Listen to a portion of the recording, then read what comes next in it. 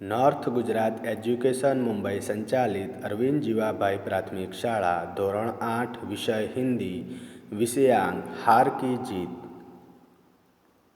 सुदर्शन जन्म सन 1896, निधन सन 1968।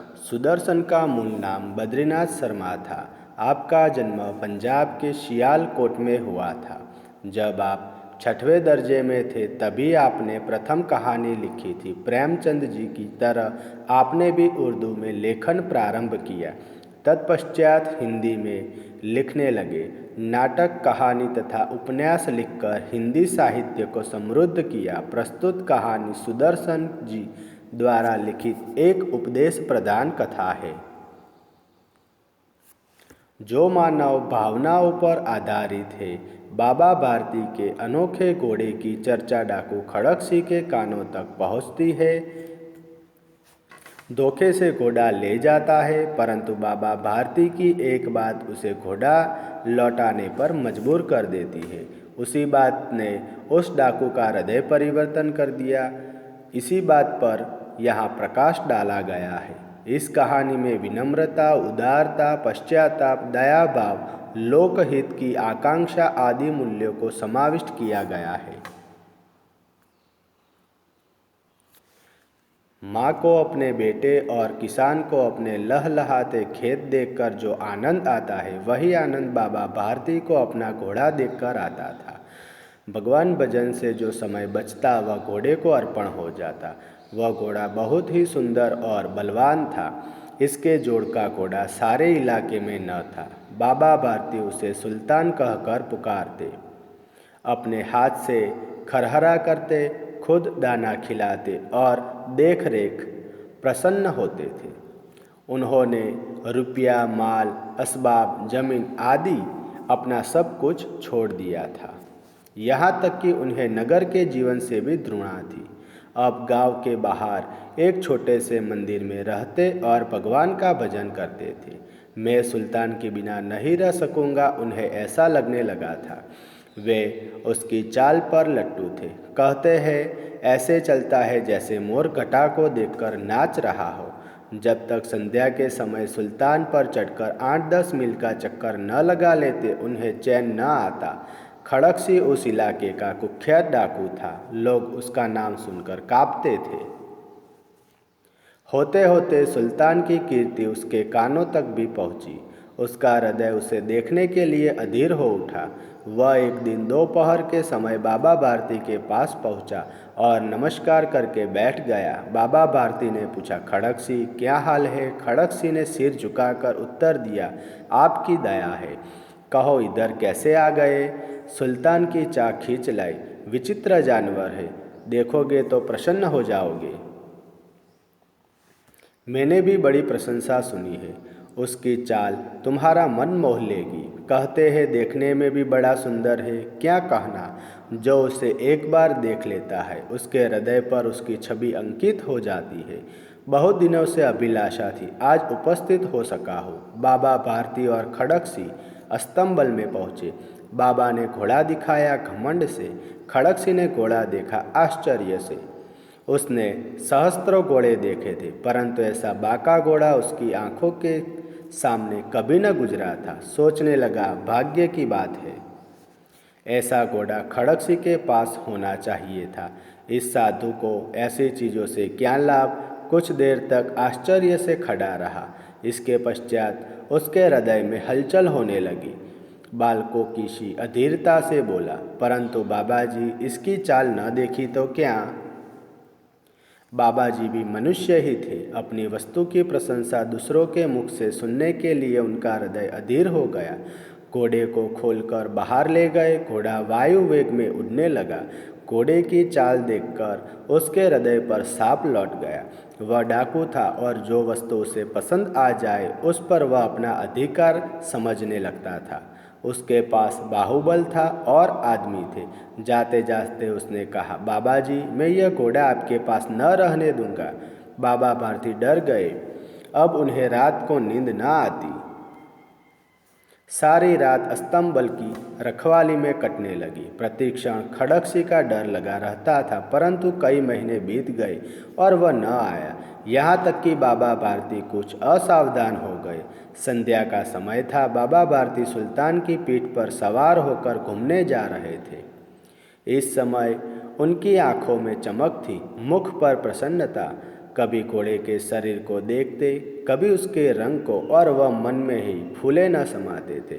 सहसा एक ओर से आवाज़ आई, ओ बाबा, इस कंगले की सुनते जाना। आवाज़ में करुणा थी। बाबा ने घोड़े को रोक दिया।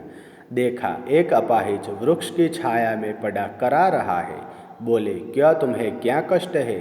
अपाहिज ने हाथ जोड़कर कहा, बाबा, मैं दुखियारा हूँ, मुझ पर दया करो। रामाबाला यहाँ से 3 मीली है, मुझे वहीं जाना है। घोड़े पर चढ़ा लो, परमात्मा भला करेगा। वह तुम्हारा कौन है? दुर्गादत्त वैद्य का नाम सुना होगा, उनका सौतेला भाई हो। बाबा भारती ने घोड़े से उतरकर अपाहिज को घोड़े पर बैठा लिया और स्वयं उसकी लगाम पकड़कर धीरे धीरे चलने लगे। सहसा उन्हें एक झटका सा लगा और लगाम हाथ से छूट गई।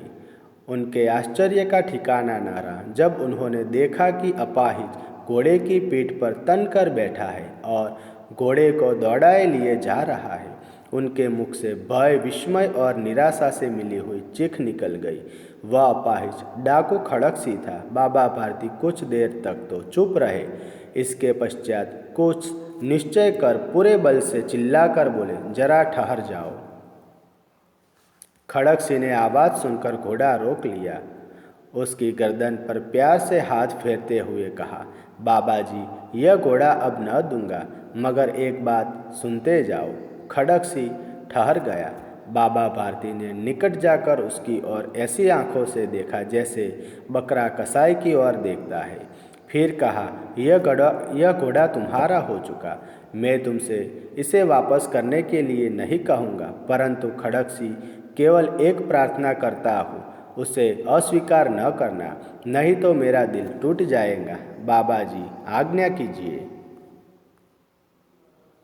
मैं आपका दास हूँ, केवल यह घोड़ा न दूंगा। अब घोड़े का नाम न लो, मैं तुमसे इसके विषय में कुछ न कहूँगा। मेरी प्रार्थना केवल यह है कि इस घटना को किसी के सामने प्रकट न करना। खड़गसी का मुंह आश्चर्य से खुला रह गया। उसका विचार था कि उसे घोड़े को लेकर यहाँ से भागना पड़ेगा, परंतु बाबा भारती ने स्वयं उससे कहा, इस घटना को किसी के सामने प्रकट न करना, इससे क्या प्रयोजन सिद्ध हो सकता है? खड़गसी ने बहुत सोचा, बहुत सिर मारा, परंतु कुछ समझ न सका। हार कर उसने अपनी आंखें बाबा भारती के चेहरे पर गड़ा दी और पूछा, बाबा जी, इसमें आपको क्या डर है? सुनकर बाबा भारती ने उत्तर दिया, लोगों को अगर इस घटना का पता लग गया तो वे किसी गरीब का विश्वास न करेंगे। यह कहते कहते उन्होंने सुल्तान की ओर से इस तरह मुंह मोड़ लिया जैसे उनका कोई संबंध ही नहीं रहा हो। बाबा भारती चले गए, परंतु उनके शब्द खड़गसी के कानों में उसी प्रकार गूंज रहे थे। सोचता था, कैसे ऊंचे विचार है, पवित्र भाव है। उन्हें इस घोड़े से प्रेम था। इसे देखकर उनका मुख फूला नाई की तरह खिला जाता था। कहते हैं, इसके बिना न रह सकूँगा। इसकी रखवाली में वे कई रात सोए नहीं, भजन भक्ति न कर रखवाली करते रहे, परंतु आज उनके मुख पर दुख की रेखा तक दिखाई न पड़ती थी।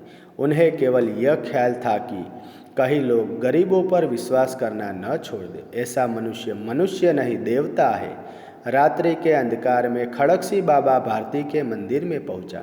चारों ओर सन्नाटा था। आकाश में तारे टिमटिमा रहे थे। थोड़ी दूर पर गांव के कुत्ते भौंक रहे थे। मंदिर के अंदर कोई शब्द सुनाई न देता था। खड़गसी सुल्तान की बाग पकड़े हुए था। वह धीरे धीरे अस्तंबल के फाटक पर पहुंचा। फाटक खुला रहता।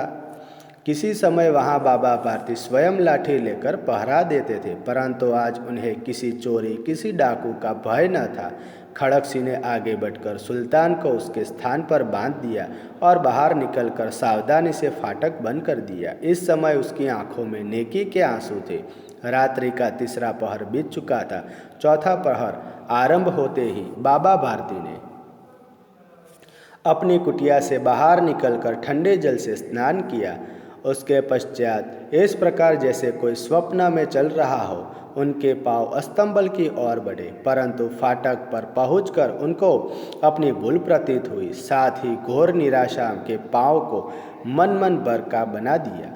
वे कहीं रुक गए। घोड़े ने अपने स्वामी के पांव की चाप को पहचान लिया और जोर से हिनहिनाया। अब बाबा भारती आश्चर्य और प्रसन्नता से दौड़ते हुए अंदर घुसे और अपने प्यारे घोड़े के गले से लिपटकर इस प्रकार रोने लगे मानो कोई पिता बहुत दिनों के बिछुड़े हुए पुत्र से मिल रहा हो। बार बार उसकी पीठ पर हाथ फेरते, बार बार उसके मुंह पर थपकियां देते। फिर वे संतोष से बोले, अब कोई गरीबों की सहायता से मुंह नहीं मोड़ेगा।